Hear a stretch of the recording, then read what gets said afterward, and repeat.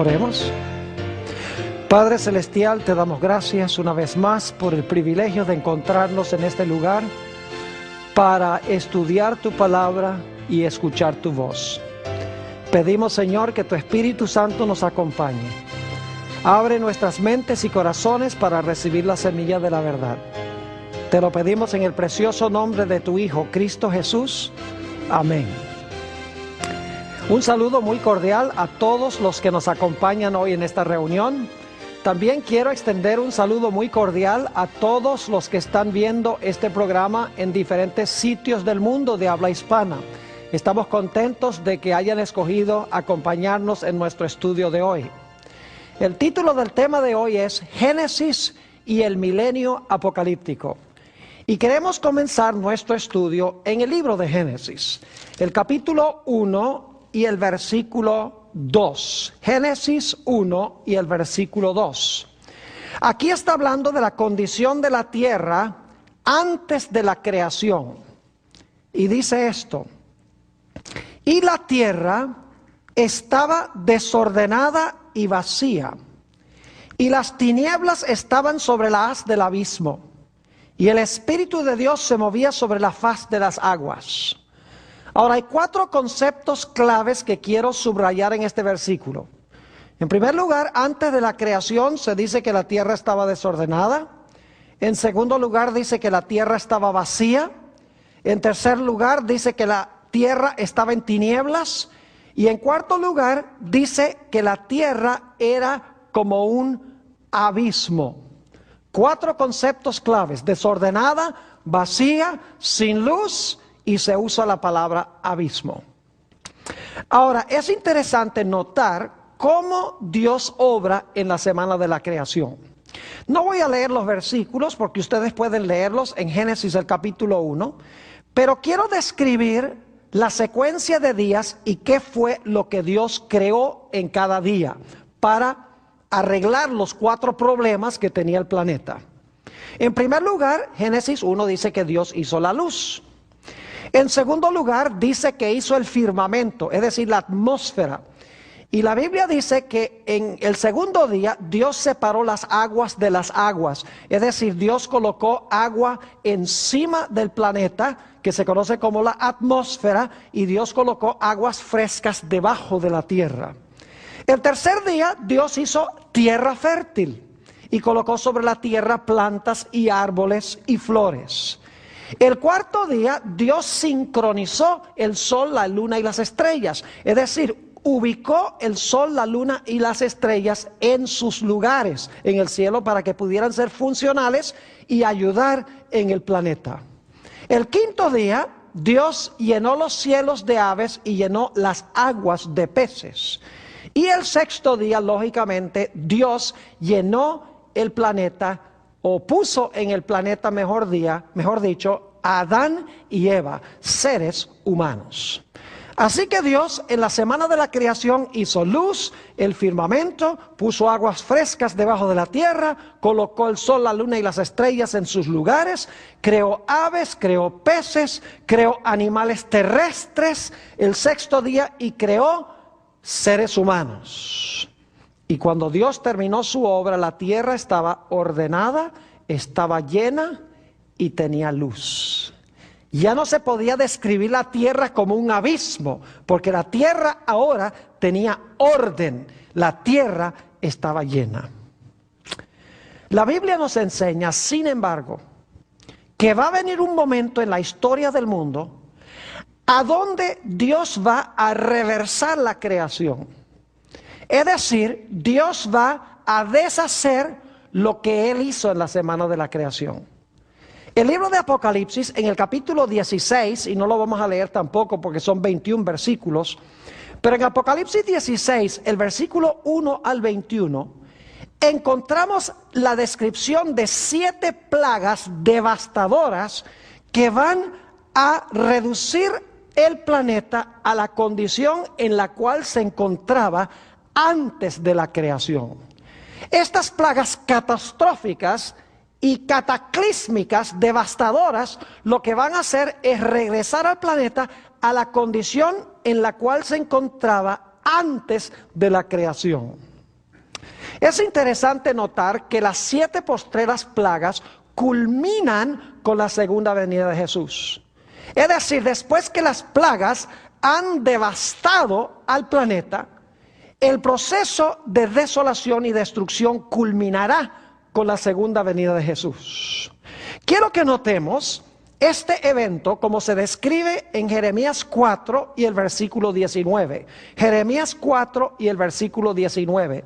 Habla aquí de el evento que conocemos como la segunda venida de Jesús. Y hay 2 palabras claves que quiero que notemos en este versículo. Hay la palabra trompeta y está la palabra guerra o la palabra batalla. Note lo que dice Jeremías 4:19. Leamos. Mis entrañas, me duelen las fibras de mi corazón. Mi corazón se agita dentro de mí.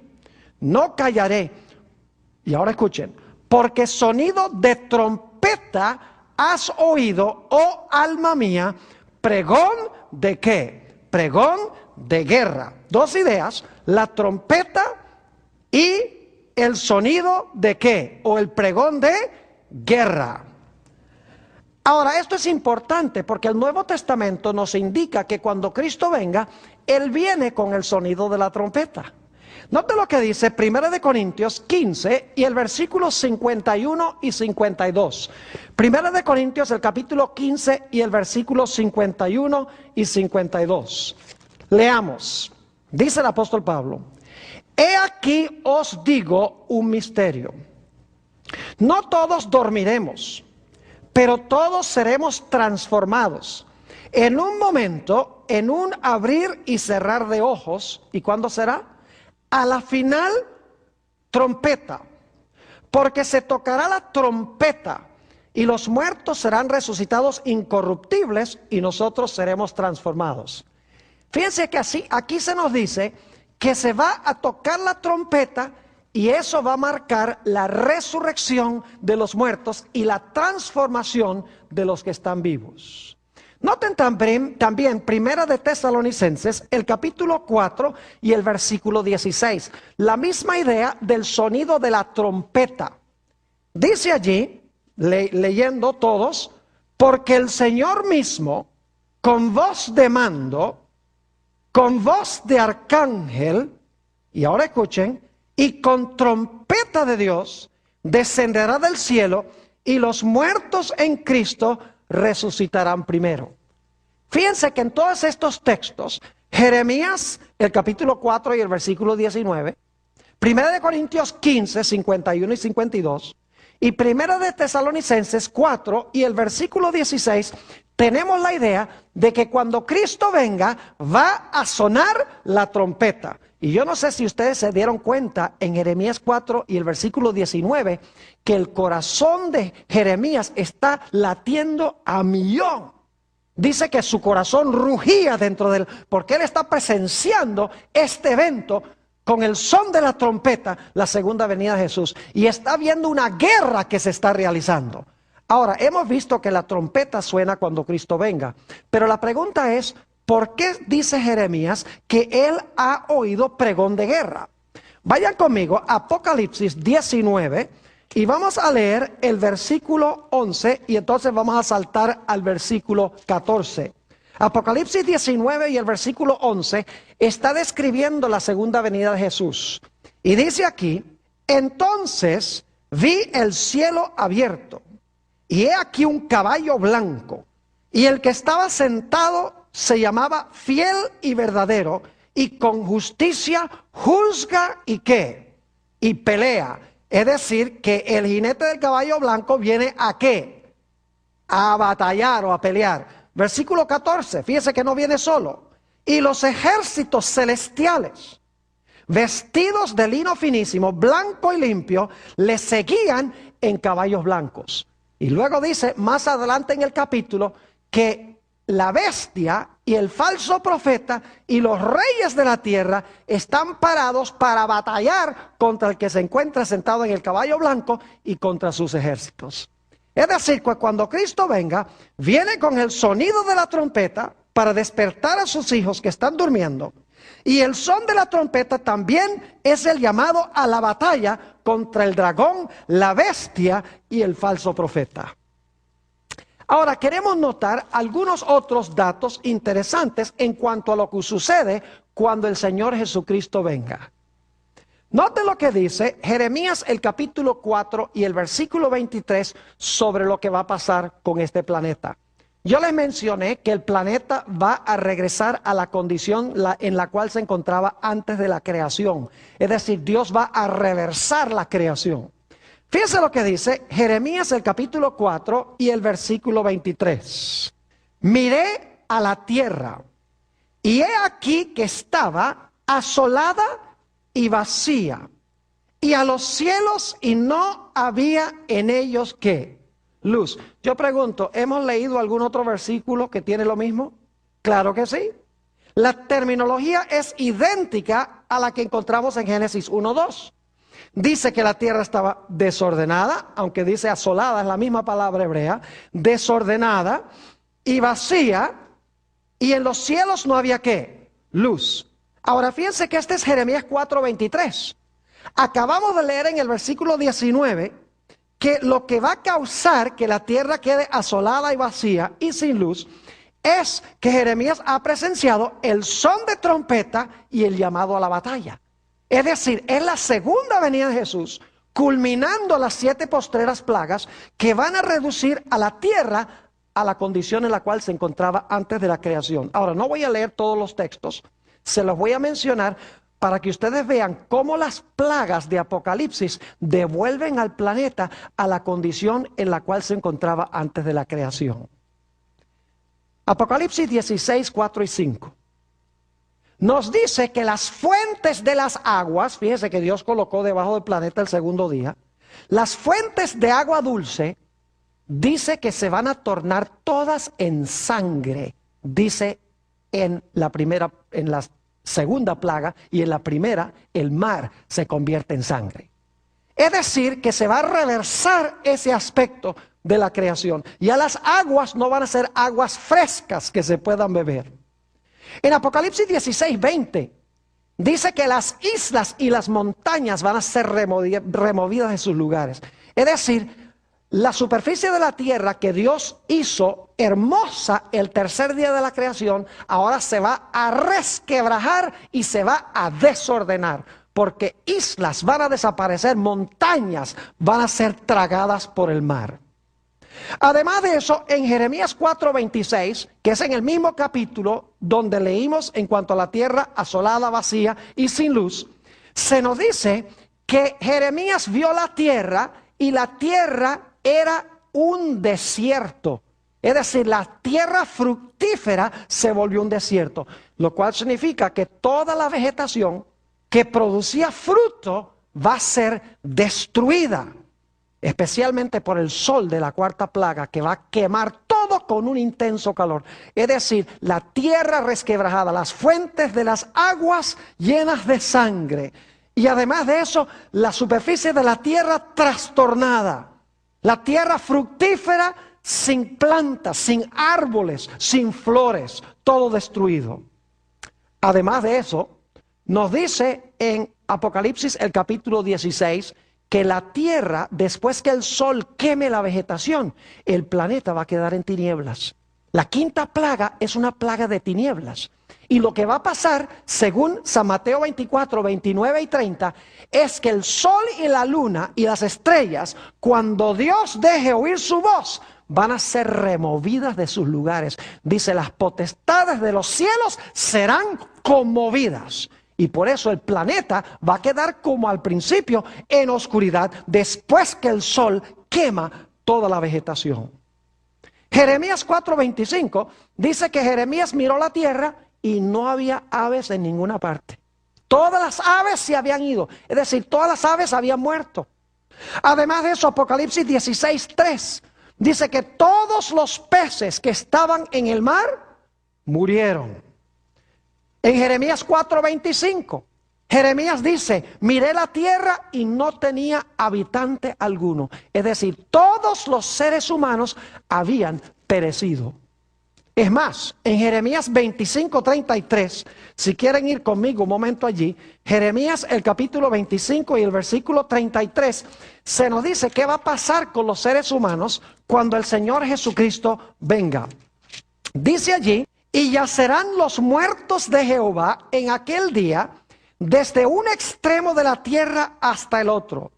No se endecharán, ni se recogerán, ni serán enterrados. Como estiércol quedarán sobre la faz de la tierra.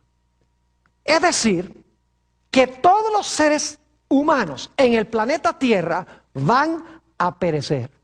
¿Se dieron cuenta cómo esta descripción de Apocalipsis y de Jeremías demuestra que la creación va a regresar a la condición en la cual se encontraba en su estado caótico antes de que Dios creara los cielos y la tierra? Las aves no están, los peces se mueren, la vegetación se quema, la oscuridad impera, el sol, la luna y las estrellas son desquiciados, las fuentes de las aguas se llenan de sangre, la superficie de la tierra que Dios hizo hermosa al tercer día se resquebraja y se daña. Es decir, la tierra regresa a la condición en la cual se encontraba antes de la creación. Y saben ustedes que hay muchas iglesias que enseñan que durante los 1000 años va a haber gente viviendo aquí en el planeta. Y yo les pregunto, ¿cómo es que puede haber gente viviendo en el planeta Tierra después de esta descripción? ¿Acaso podía vivir gente aquí en la Tierra antes de la creación? No. ¿Cómo podía vivir si no tenían atmósfera que respirar? ¿Cómo podían vivir si no había vegetación que comer? ¿Cómo podían vivir si el sol y la luna no marcaban las estaciones y el tiempo? ¿Cómo podían vivir los animales sin vegetación? Es decir, que con el planeta en esta situación es imposible que en este mundo viva algún ser humano durante el milenio acá. Es una imposibilidad. Sin embargo, muchas iglesias enseñan que esta tierra va a ser un hermoso paraíso como el huerto del Edén, y el Señor Jesucristo se va a sentar en el trono de David y aquí la gente va a vivir feliz durante un periodo de 1000 años. Es imposible porque las plagas y la segunda venida habrán devastado completamente al planeta Tierra. Ahora yo pregunto, ¿qué pasará con los impíos y con los justos cuando vengan las plagas y cuando se realice la segunda venida? ¿Qué va a pasar con los impíos y con los justos? Noten Isaías, el capítulo 24 y el versículo 1 al 4, con lo que va a pasar aquí en la tierra. Isaías 24 y el versículo 1 al 4. He aquí que Jehová vacía la tierra y la desnuda. Fíjense las expresiones. Dice, vacía la tierra y la desnuda. Y trastorna su faz, es decir, su superficie, y hace esparcir a sus moradores. Y sucederá así como al pueblo, también al sacerdote, como el siervo, así a su amo, como a la criada, su ama, como al que compra, al que vende, como al que presta, al que toma prestado, como al que da al ogro, así como al que lo recibe. Es decir, a todo el mundo le va a pasar por igual. Versículo 3. La tierra será enteramente vaciada y completamente saqueada, porque Jehová ha pronunciado esta palabra. Se destruyó, cayó la tierra, enfermó, cayó el mundo, enfermaron los altos pueblos de la tierra. Fíjense cómo se describe la devastación que va a venir al planeta Tierra, la catástrofe, el cataclismo que va a pegar sobre este planeta. Ahora, cuando venga esta destrucción, ¿será que no va a quedar nadie aquí? Sigamos leyendo en el versículo 6 de Isaías 24. Dice, por esta causa la maldición consumió la tierra y sus moradores fueron asolados. Fíjense que los moradores de la tierra son asolados. Y ahora escuchen esto. Por esta causa fueron consumidos los habitantes de la tierra. Y dice en la versión del 60 de donde estoy leyendo, y disminuyeron los hombres. Ahora necesito explicarles algo sobre esa palabra disminuyeron. Una mejor traducción sería, quedaron pocos hombres. Es decir, cuando la tierra sea devastada, dice, quedaron pocos hombres. Y entonces alguno dirá, pero Pastor Bor, usted acaba de decir que cuando se realice esto, no va a quedar nadie. Todos van a perecer. Entonces, ¿quiénes son los que quedan aquí?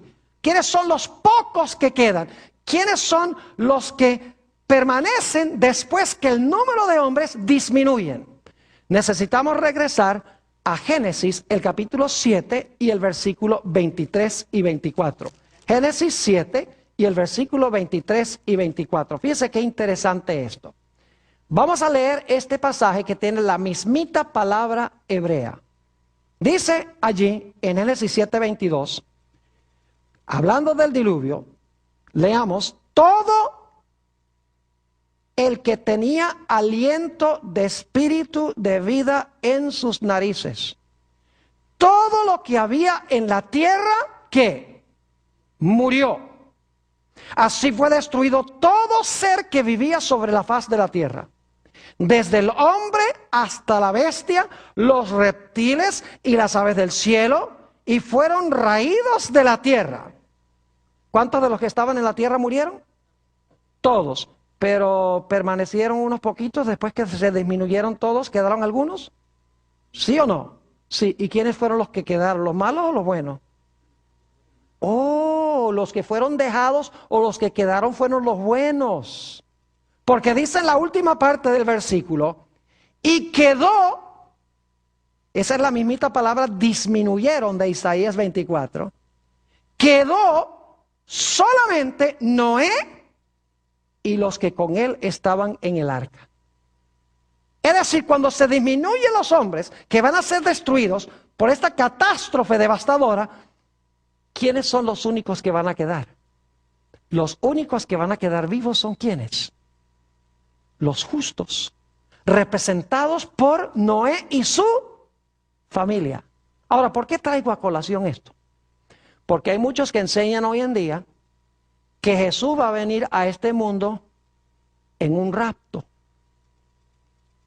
7 años antes de su venida gloriosa, y se va a llevar al cielo en el rapto a los fieles. Y cuando venga, van a morir muchos de los que están sobre la tierra, pero van a quedar algunos impíos vivos, porque Jesús 7 años más tarde va a regresar. No es posible esto. Porque nos dice Jesús que como fue en los días de Noé, así será la venida del Hijo del Hombre. Es decir, como pasó allá, va a pasar en el futuro. Ahora yo pregunto, cuando Noé entró al arca, ¿había 2 grupos de impíos afuera? ¿Muchos que murieron y quedó otro grupo de impíos? No. ¿Murieron todos los impíos cuando Noé y su familia estaban en el arca? Sí. Ahora yo pregunto, cuando Cristo venga, ¿todos los impíos van a morir? Eso lo enseña la Escritura. Todos los impíos mueren. ¿Y quiénes son los únicos que quedan? Los únicos que quedan son los fieles, los que han recibido a Jesús. Mucha gente entiende mal, por ejemplo, Mateo 24 y el versículo 40 y 41. Vamos a leer esos versículos, Mateo 24, 40 y 41.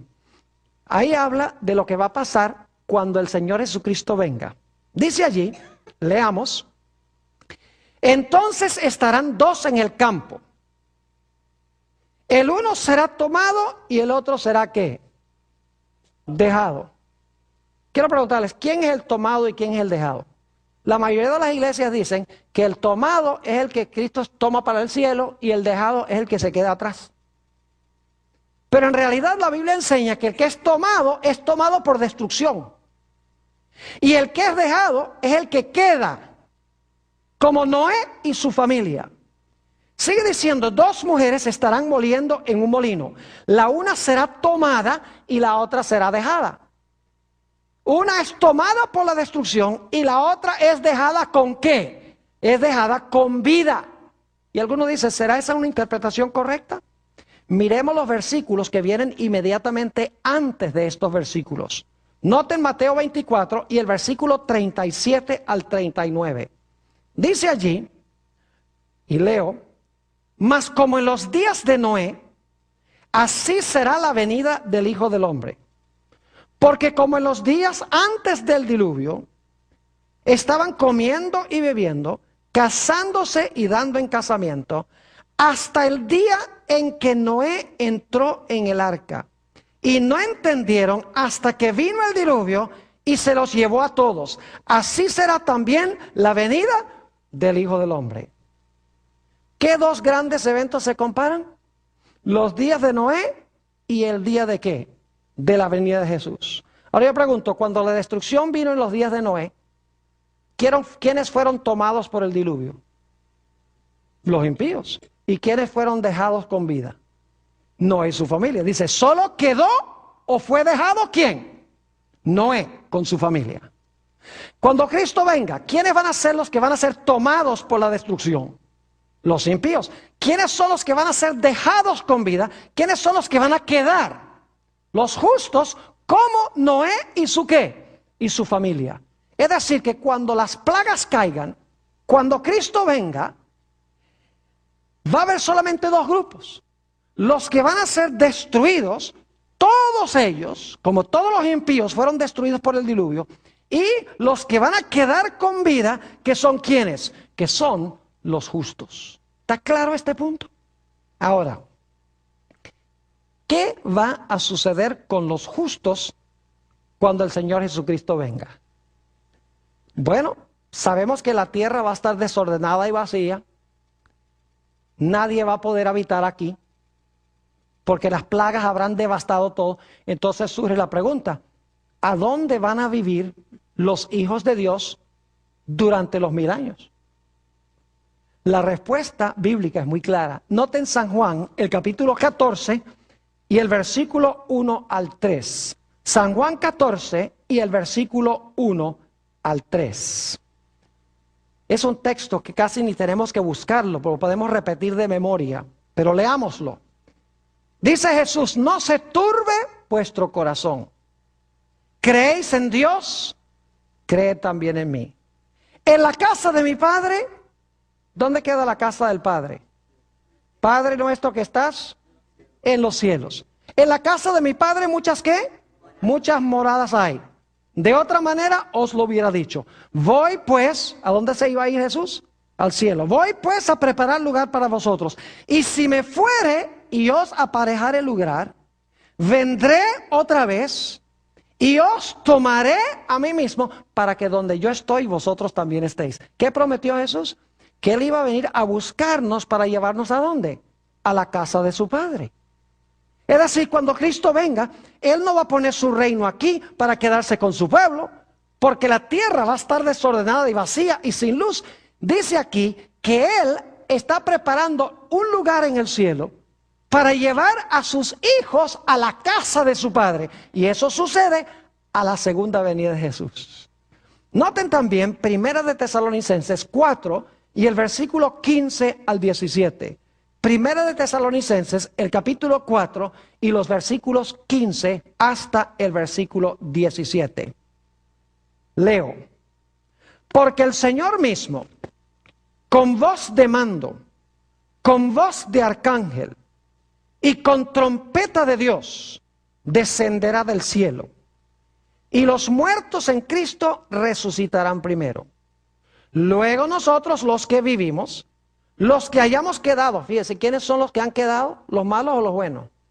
Ah, los buenos. Dice, luego nosotros los que vivimos, los que hayamos quedado, ahora escuchen esto, seremos arrebatados juntamente con ellos, es decir, con los que murieron y resucitaron, juntamente con ellos, en las nubes para recibir al Señor en el ¿qué?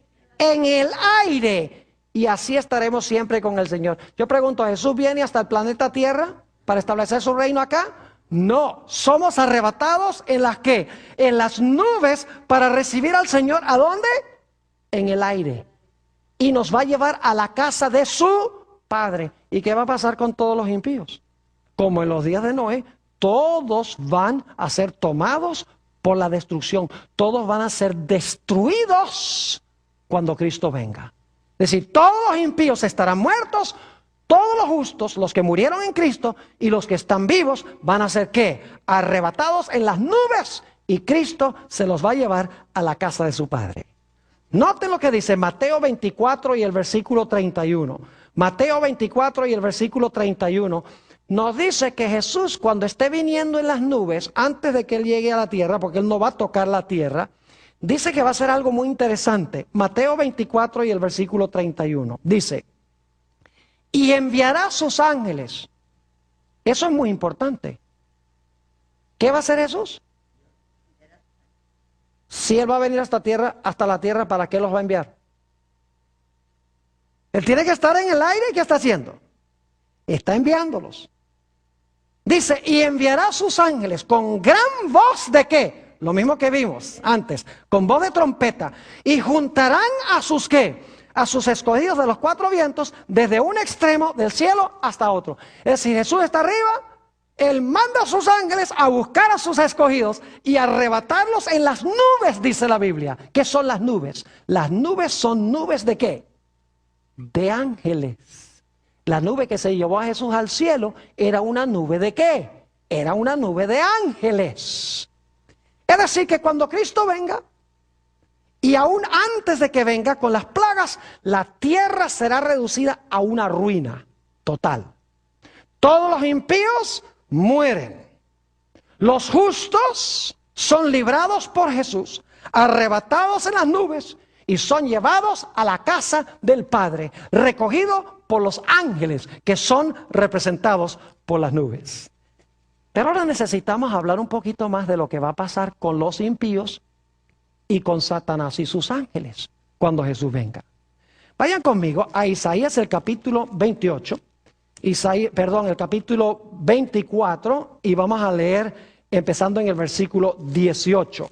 Isaías el capítulo 24 y el versículo 18. Y ustedes van a ver la descripción catastrófica que se da aquí. Y acontecerá que el que huyere de la voz del terror caerá en el foso. Y el que saliere del medio del foso será preso en la red. Porque de lo alto se abrirán ventanas y temblarán los cimientos de la tierra. ¿Se dan cuenta qué es lo que se está describiendo aquí? Es la segunda venida de Jesús.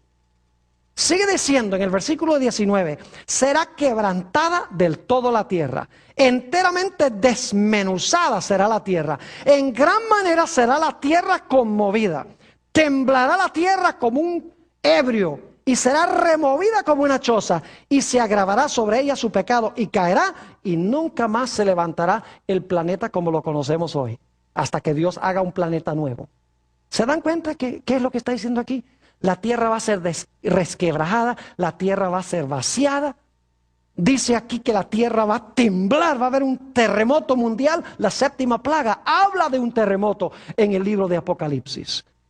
Y ahora quiero que noten lo que dice el versículo 21. Ya hablamos de lo que va a pasar con los justos, ahora hablemos de lo que va a pasar con los impíos y Satanás y sus ángeles. Versículo 21. Acontecerá en aquel día, ¿cuál día? ¿Qué día se acaba de describir? El día que Jesús venga, ¿verdad que sí? Y acontecerá en aquel día que Jehová castigará al ejército de los cielos en lo alto. ¿A quiénes va a castigar? Al ejército de los cielos o al ejército celestial. ¿Y a quiénes más va a castigar? Y a los reyes de la tierra, ¿qué? Y a los reyes de la tierra sobre la tierra. Dos grupos van a ser castigados cuando concluyen las plagas y Cristo venga.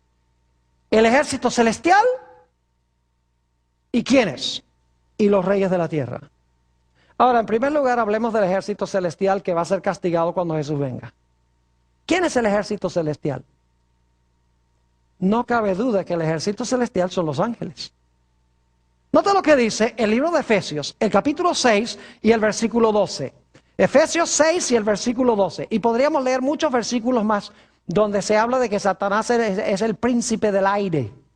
Dice allí en Efesios 6, 12, porque no tenemos lucha contra sangre y carne, sino contra principados. Contra carne y sangre significa no estamos luchando contra seres humanos, sino contra principados, contra potestades, contra los gobernadores de las tinieblas de este siglo, contra huestes espirituales de maldad, ¿dónde? En las regiones celestiales. No estamos luchando contra seres humanos, sino que estamos luchando contra poderes espirituales que se encuentran ¿dónde? En los lugares celestes. ¿Quiénes son esos contra quienes estamos luchando? Que no son seres humanos. Son Satanás y sus ángeles. Exactamente. Entonces, ¿quiénes van a ser castigados cuando Jesús venga? El ejército celestial. No puede ser los ángeles buenos que va a castigar, porque los ángeles buenos no hay que castigarlos. Es decir, va a castigar a Satanás y a sus ángeles. ¿Y a quiénes más va a castigar? Noten Apocalipsis el capítulo 19, Apocalipsis el capítulo 19 y el versículo 19. Ya culmina la batalla cuando Jesús viene sobre el caballo blanco, las huestes celestiales vienen con él. Dice en el versículo 19, y vi a la bestia y a los reyes de la tierra y a sus ejércitos. ¿Quiénes están reunidos contra Jesús? La bestia y ¿quiénes? Y los reyes de la tierra, reunidos para guerrear contra el que montaba el caballo y contra su ejército. Y fíjense lo que va a pasar con los que se levantan, con los reyes que se levantan contra Dios. Versículo 21, y los demás fueron muertos con la espada que salía de la boca del que estaba sentado sobre el caballo, y todas las aves se saciaron de las carnes de ellos. ¿Va a castigar Jesús a los reyes de la tierra cuando Él regrese? ¿Cómo no? ¿Va a castigar a los ejércitos celestiales? Claro que sí. Va a castigar también a los ejércitos celestiales. Por eso Isaías, el capítulo 24 y el versículo 21 dice que en aquel día Jehová castigará al ejército celestial, que son Satanás y sus ángeles, y a los reyes de la tierra que se encuentran sobre la tierra. El libro de Apocalipsis deja en claro este punto. Ahora, la pregunta clave es, ¿cómo van a ser castigados? Dice que serán castigados. Los ejércitos celestiales y los reyes de la tierra, cuando Jesús venga, van a ser castigados. Los hijos de Dios no van a ser castigados, esos van a ir al cielo, arrebatados en las nubes, para ir a la casa del Padre. Pero ¿cuál será su castigo? Yo quiero que ustedes noten que el castigo de Satanás y sus ángeles y el castigo de los reyes de la tierra tiene dos etapas. Vayan conmigo otra vez a Isaías, el capítulo 24, y vamos a leer el versículo 22. Isaías 24 y el versículo 22. Aquí habla del castigo. Dice, y serán amontonados, como se amontona a los encarcelados, ¿en qué? En mazmorra. Y en prisión quedarán, ¿qué? Encerrados. ¿Cuál va a ser el castigo de ellos? Van a ser echados a la mazmorra. ¿Y van a quedar encerrados en qué? Van a quedar encerrados en prisión. Y ustedes dicen, ¿qué quiere decir eso, pastor? Permítame mencionarles algo sobre la palabra mazmorra que se usa aquí. Van a ser echados en la mazmorra. Esa palabra mazmorra se usa de dos formas en el Antiguo Testamento. Es una palabra versátil. Puede referirse a un lugar a donde se retiene gente viva hasta que se decida qué es lo que se va a hacer con ellos. Pero también es una palabra que se usa para hablar del sepulcro, a donde van los muertos. Es decir, puede referirse a gente viva, retenida en ese lugar, hasta que se decida qué se va a hacer con ellos. Y también puede referirse a gente que permanece en el sepulcro, allí donde van los muertos. Ahora, hay una razón por la cual Isaías usó esta palabra versátil, mazmorra. Y en un momento les voy a decir por qué. Pero permítame darles un par de ejemplos donde se usa la palabra mazmorra en el sentido de retener a alguien vivo mientras se decida qué se va a hacer con él. Solamente me voy a referir a estos textos, porque no tenemos tiempo de leerlos todos, pero en Génesis 37, 24 y 25, ¿recuerdan a José cuando lo echaron los hermanos en una cisterna? Esa palabra cisterna es la idéntica palabra que se traduce mazmorra en Isaías 24. Y a José lo echaron ahí hasta que pudieran decidir qué es lo que iban a hacer con él. Ahora, otro lugar donde se usa es Jeremías 38:6, para hablar del profeta Jeremías. El profeta Jeremías también fue echado en una cisterna. Es la misma palabra de Isaías 24, mazmorra. Y a Jeremías lo echaron ahí hasta que pudieran decidir qué es lo que iban a hacer con él. Es decir, fue retenido en la mazmorra estando ¿qué? Estando vivo. Pero saben que la palabra se puede usar también para hablar de retener gente en el sepulcro que está muerta. Noten un ejemplo. Isaías 38 y el versículo 18. Isaías 38 y el versículo 18. Dice allí, y leo, porque el Seol no te exaltará. Seol significa sepulcro. Ni te alabará la ¿qué? La muerte. Ni los que descienden al sepulcro esperarán tu verdad. La palabra sepulcro allí es la mismita palabra que se traduce mazmorra en Isaías 24. Es decir, esto está hablando de un lugar a donde va gente muerta. Es decir, esa palabra puede significar gente estando viva que se retiene en un lugar, o gente que está muerta que es retenida por el sepulcro. Y ustedes dicen, Pastor Borg, ¿por qué es importante esto? Porque el libro de Apocalipsis nos enseña que todos los impíos van a estar muertos durante los 1000 años. Es decir, van a ser retenidos en la mazmorra por 1000 años estando muertos. Pero el mismo libro de Apocalipsis nos enseña que Satanás y sus ángeles van a ser retenidos y encarcelados aquí, no muertos sino vivos. Es decir, los reyes de la tierra y los ejércitos celestiales, ambos van a ser retenidos aquí. Los impíos estando muertos, porque ya leímos que van a ser destruidos. Y Satanás y sus ángeles retenidos aquí, pero estando ¿qué? Pero estando vivos. ¿Ustedes recuerdan esa palabra abismo en Génesis el capítulo 1 y el versículo 2? Note lo que dice Apocalipsis el capítulo 20. Apocalipsis el capítulo 20. Y quiero leer el versículo 2 y 3. Apocalipsis 20, 2 y 3. Fíjense lo que va a pasar con Satanás. Ya leímos de que los reyes de la tierra van a ser destruidos por la espada que sale de la boca del que viene sentado en el caballo. Pero noten lo que dice de Satanás. Dice, y prendió al dragón, la serpiente antigua, que es el diablo y Satanás. ¿Y qué le hizo? Lo ató por 1000 años. ¿Y lo arrojó a dónde? Al abismo. En Génesis la palabra abismo describía el planeta en un estado caótico, en un estado desordenado, vacío y sin luz. ¿En qué condición va a estar la tierra cuando Satanás sea prendido? En la misma condición. Porque dice aquí, prendió al dragón, la serpiente antigua, que es el diablo y Satanás, ¿y qué hizo? Y lo ató por 1000 años, y lo arrojó al abismo, ¿y qué hizo? Y lo encerró. Y puso sus sellos sobre él para que no engañase más a las naciones hasta que fuesen cumplidos 1000 años, y después de esto debe ser desatado por un poco de tiempo. Yo pregunto, ¿Satanás va a ser amarrado aquí estando vivo, sí o no? Claro que sí. ¿Y los reyes de la tierra en qué condición van a estar retenidos acá? Estando muertos. Ahora, note lo que dice.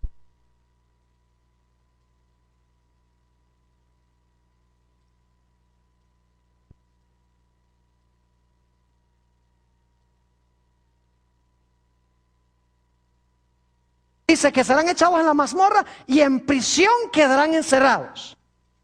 Es decir, el castigo de los reyes de la tierra es que van a ser retenidos por el sepulcro. El castigo de Satanás y sus ángeles es que van a ser amarrados o atados en la mazmorra, en la prisión del planeta Tierra, en forma abismal, como estaba el mundo originalmente antes de la creación. ¿Están entendiendo lo que estoy diciendo? ¿Van a estar muertos todos los impíos durante los 1000 años?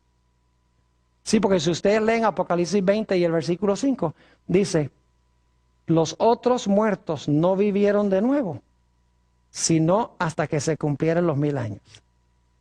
Y los otros muertos tienen que ser los muertos malos, porque los muertos en Cristo fueron resucitados cuando Cristo vino y se los llevó para el cielo.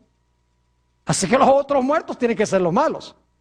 Los unos muertos son los justos, que resucitan cuando Cristo venga. Los otros muertos, que no resucitan sino hasta el final de los 1000 años, tienen que ser ¿quiénes? Tienen que ser los impíos. Es decir, durante los 1000 años, los hijos de Dios van a estar en el cielo, mientras que los impíos van a estar todos muertos y Satanás y sus ángeles van a estar amarrados en el planeta Tierra. Y créame que Dios no va a usar una cadena literal. El poder de Satanás radica en el hecho de que tiene gentes que puede usar para cumplir sus propósitos. Pero como toda su gente está muerta, está amarrado. Él no tiene poder sin gente. Porque mientras tiene gente puede engañar, si no tiene gente no engaña. Es decir, está amarrado porque toda su gente está ¿qué? Porque toda su gente está muerta. Ahora la pregunta es, ¿cuánto tiempo van a permanecer ahí en la cárcel? Oh, 1000 años. Vamos a Isaías 24 para que ustedes vean cómo ya el profeta Isaías tenía esto contemplado. Isaías el capítulo 24. Y noten lo que dice otra vez el versículo 22. Serán amontonados como se amontona a los encarcelados en mazmorra. Y en prisión quedarán encerrados. Y ahora escuchen esto.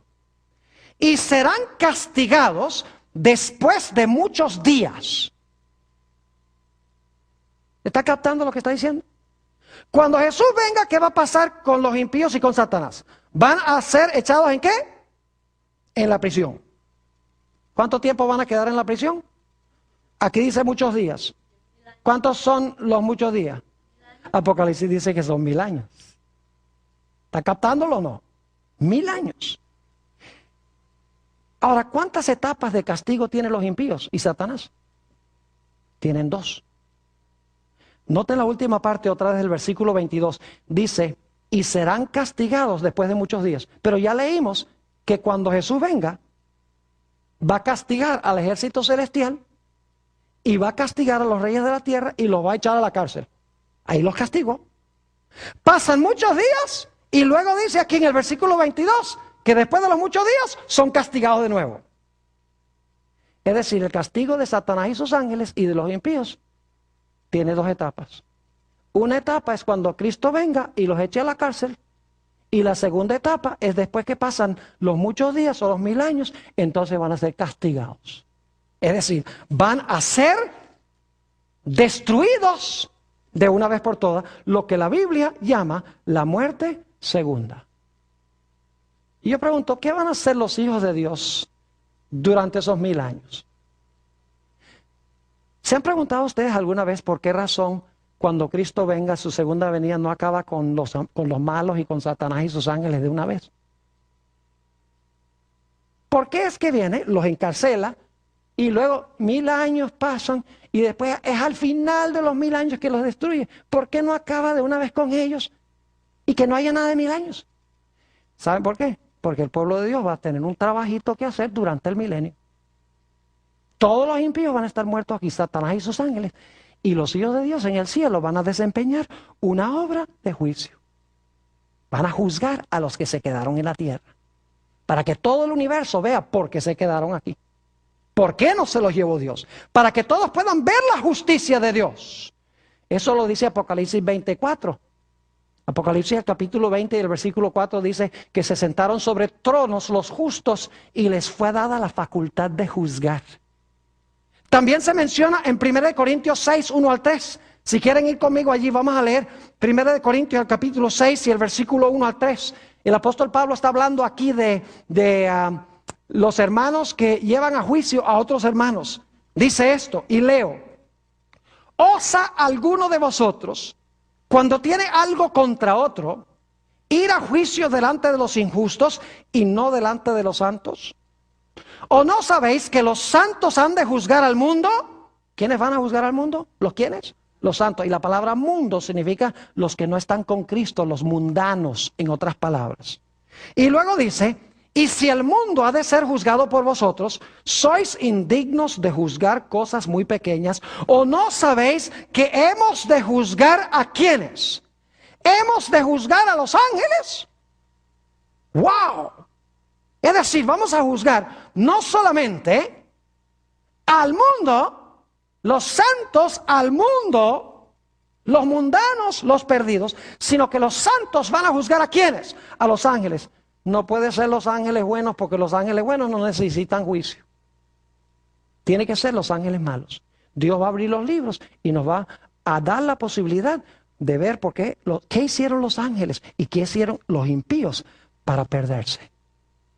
Y después de los 1000 años, leamos en Apocalipsis 20, 7 al 9 lo que va a suceder. Apocalipsis 20 y el versículo 7 al 9, Dios ahora va a ejecutar la sentencia que su pueblo ha determinado durante los 1000 años. Dice en Apocalipsis 27, y leo, cuando los 1000 años se cumplan, Satanás será suelto de su prisión. ¿Qué significa eso, que Satanás va a ser suelto de su prisión? Tiene que ser que el resto de los muertos ahora resucitan y con su gente ya tiene poder otra vez. ¿Y qué hará? Y saldrá a engañar a las naciones que están en los 4 ángulos de la tierra, a Gog y a Magog, a fin de reunirlos para la batalla, el número de los cuales es como la arena del mar. Y subieron sobre la anchura de la tierra y rodearon el campamento de los santos y la ciudad amada. ¿Qué va a hacer Satanás con todos los impíos que ahora han resucitado? Van a rodear ¿qué? La santa ciudad, con el fin de destruir a la ciudad. Y yo pregunto, ¿a dónde están los santos? Dentro de la ciudad. ¿Y de dónde vino la ciudad? Del cielo. Entonces, ¿a dónde estaban los santos durante los 1000 años? Yo no sé si captaron mi punto o no. La ciudad desciende del cielo. Los santos están en la ciudad, por lo tanto, los santos deben haber estado en la ciudad, en el cielo. Así de sencillo es. Y luego dice qué va a pasar con ellos. Y dice, y de Dios descendió ¿qué cosa? Fuego del cielo y los ¿qué? Fuego del cielo y los consumió. Ahora vamos rápidamente a Isaías 24, porque tenemos un par de cosas más que estudiar. Isaías el capítulo 24, y vamos a leer el versículo 23. ¿Qué va a pasar después de los muchos días cuando Satanás y sus ángeles y los impíos sean destruidos? El versículo 23 dice, escuchen bien, la luna se avergonzará. Esto es después de los muchos días, después de los 1000 años. La luna se avergonzará y el sol se confundirá. Qué terminología rara, que la luna se va a avergonzar y el sol se va a confundir. ¿Cuándo va a ser eso? Cuando Jehová de los ejércitos reine en el monte de Sión, ¿y dónde? Y en Jerusalén, y delante de sus ancianos sea glorioso. Cuando Jehová reine en Jerusalén, la luna se va a avergonzar y el sol se va a confundir. ¿Qué terminología rara es esa? Pues vamos a ir a Apocalipsis, el capítulo 21 y el versículo 2. Isaías, el capítulo 21 y el versículo 2 dice, y yo, Juan, vi la santa ciudad, la nueva Jerusalén, descender del cielo de Dios, dispuesta como una esposa ataviada para su marido. ¿Qué pasa después de los 1000 años? Se ve la nueva Jerusalén, igual que en Isaías 24, se ve a Jehová reinando en Jerusalén. ¿Y el sol y la luna qué? Note lo que dice el capítulo 21 y el versículo 23. Hablando de la ciudad, dice, la ciudad no tiene necesidad ni de luna que brille en ella, ni de qué, ni de sol, porque la gloria de Dios la ilumina y el Cordero es su lumbrera. ¿Qué significa que la luna se va a avergonzar y el sol se va a confundir? Significa el hecho de que dentro de la ciudad, a donde Jehová reina, no se necesita ni sol ni luna. No es que no haya, va a haber sol y luna. Pero sería, con la gloria de Dios, sería como prender una linterna a mediodía. La linterna se opaca ante la luz del sol. Ahora, una o dos cosas más antes de que terminemos. Y aquí viene la parte más linda. Dios va a hacer cielos nuevos y tierra nueva. Lo dice Apocalipsis 21:1, también segunda de Pedro, el capítulo 3 y el versículo 13. Ahora escuchen lo que les voy a decir.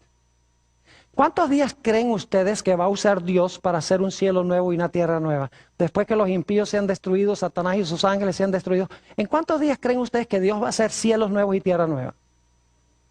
¿Será que va a hacer el mundo otra vez en 6 días? Sí, Señor. Pero hay una gran diferencia. Al principio, cuando Dios hizo los cielos y la tierra, Adán y Eva no andaban por ahí. Adán y Eva no vieron a Dios crear nada. Aun cuando Dios creó a Eva, durmió a Adán. Así que Adán y Eva no vieron a Dios crear absolutamente nada. Tenían que aceptar de que Dios era el creador por fe. Porque Dios dijo, yo soy el creador, tenía que aceptarlo porque Dios lo dijo. Pero escuchen bien, al final de los 1000 años, cuando los impíos y Satanás y sus ángeles sean destruidos en las llamas del fuego, los justos estarán dentro de la ciudad y estarán vivos. Y cuando Dios diga, sea la luz, sea el firmamento, Produzca la tierra árboles y plantas y flores. Ocupen el sol, la luna y las estrellas sus lugares. Llénense los cielos de aves y las aguas de peces. Produzca la tierra seres vivientes. Cuando Dios esté diciendo eso, los hijos de Dios van a estar probablemente sentados sobre los muros de la ciudad viendo a Dios hacerlo. Ya no va a ser por fe, sino que va a ser por vista. Y algunos dicen, pastor, ¿no estará especulando? Nuestro último texto, Isaías 66 y el versículo 22 y 23. Isaías 66 y el versículo 22 y el versículo 23. Dice aquí: porque como los cielos nuevos y la nueva tierra que yo hago permanecerán delante de mí, dice Jehová, así permanecerá vuestra descendencia y vuestro nombre. Y ahora escuchen, y de mes en mes, y eso es para comer del árbol de la vida, porque Apocalipsis 22:2 dice que comeremos del árbol, que el árbol de la vida produce su fruto cada mes. Y de mes en mes, y de día de reposo en día de reposo, o de sábado en sábado, vendrán todos a adorar delante de mí, dijo Jehová.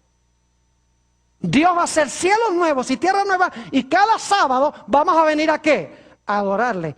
¿Y por qué vamos a venir a adorarle? Porque Él es el creador del cielo nuevo y de la tierra nueva. Es decir, conmemorará el sábado la nueva creación.